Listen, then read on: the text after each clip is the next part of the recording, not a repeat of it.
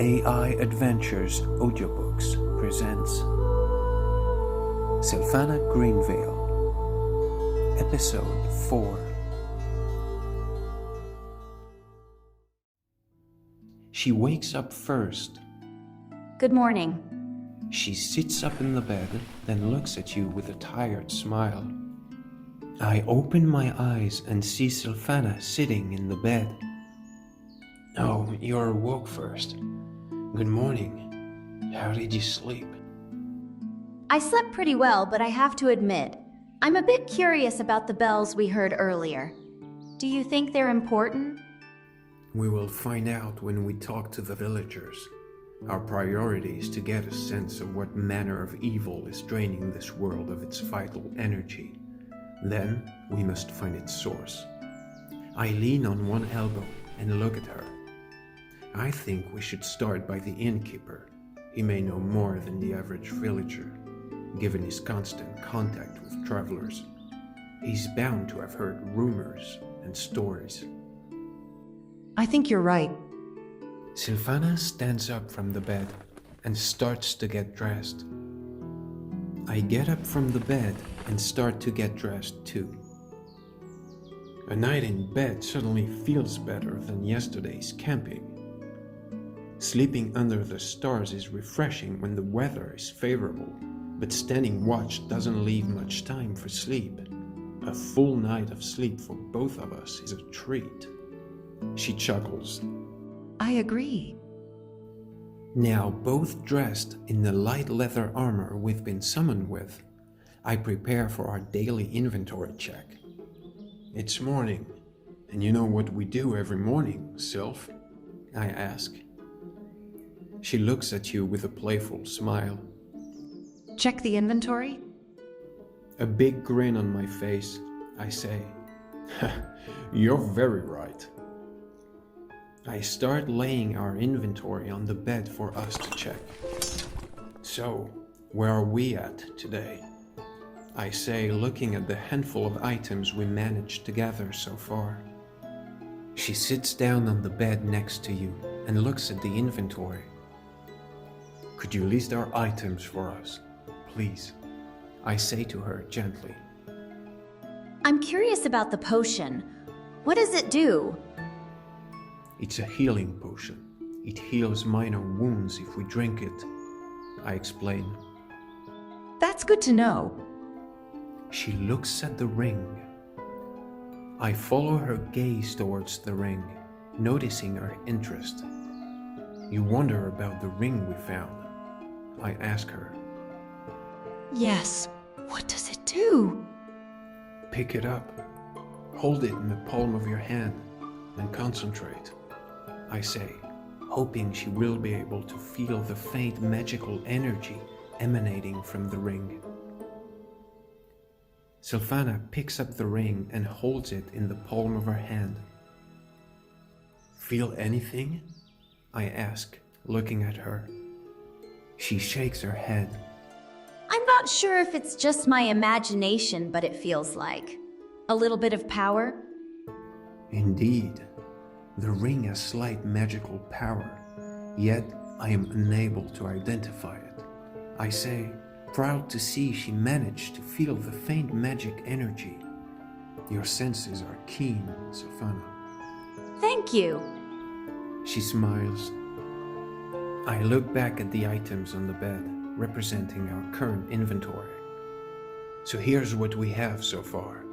2 health potions, 1 mana potion, 5 gold coins, 1 scroll of small fireball, 1 unidentified magic ring, 2 light leather armors that we are both currently wearing, and 2 basic steel swords that we are both currently using. We also have a bit of food and water, I say after reviewing everything. Hey, we're making progress. This is a solid start and we'll only get better from here. I look at her enthusiasm with a smile. You're right, we're already making progress. It's only the beginning of our 3rd day in this world, after all, I say to her. I look away from the items, at her, and ask gently, Sylph, will you be able to remember our current inventory and keep track of it? She nods. Of course, I'll keep a careful eye on all our items. Thank you very much, I say. Of course! She smiles. So, should we check out the village? First, we start by asking the innkeeper for information. Then, we'll investigate the village. Our priority is to learn about the evil force at work in this world and locate it, I say. She nods.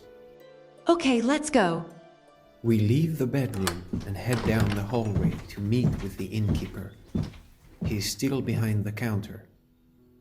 Good morning, sir, I say to him with a nod. Good morning. I hope you two are having a wonderful start to your day. Sylfana and I smile warmly to the agreeable innkeeper.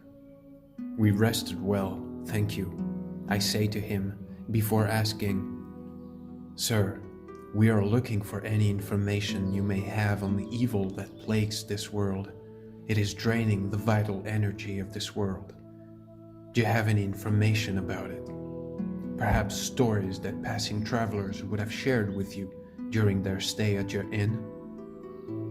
The innkeeper nods, thinking. I've heard rumors of a dark presence.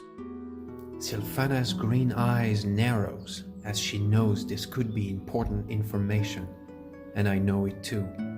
Hoping for more information, I wait for the innkeeper to tell us more. What makes you so interested in this dark presence? The innkeeper looks cautious as he asks this. I nod to him and say, We are looking to banish this evil force from this world, and your help would be appreciated. Do you know anything about it? I'm sorry. I don't have any information about this evil force. I've just heard rumors, nothing concrete. He shakes his head sadly.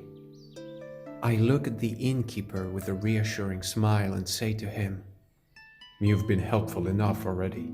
Thanks to you, we have spent the night with a roof over our heads, and we are very likely to spend another night here tonight. The innkeeper smiles. You two are welcome to stay here as long as you like. I look towards Sylfana and say to her, All right, let's try to gather information in the village then. She nods. Lead the way. I exit the inn, followed by Sylfana. It is early morning, and the day is clear. Where should we start, Sylph? I ask her. She pauses for a moment, thinking. We should probably talk to the people in the village first. Right, but I don't see anyone around. This is really a tiny village, I say, looking around. She sighs but smiles. It's not the most populated village, but we can still get some information. It is so peaceful here. I feel no sign of the evil force. I'm thinking our destination may be farther away than we think, I say, looking at her. She nods. Yes, you're probably right. We look around for anyone, but the streets of the village are empty. Eventually, we see someone get out of their home.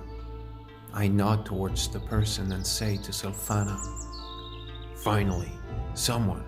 Let's go. She nods and follows me.